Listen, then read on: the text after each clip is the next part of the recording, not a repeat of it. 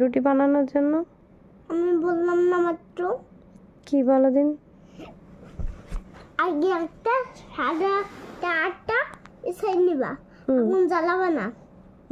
এটা হলুদ রুটি বিছাবা, এবার একটা ডিম, এবার একটা 1 কেজি লবণ, 1 কেজি 1.5 কেজি হলুদ দিয়ে মিশাই দিয়ে দিবা কড়াইতে বেলে। এবার হয়ে যাবে রোল করে এবার কাটবা, কাটে ছোট ছোট রোল হয়ে যাবে।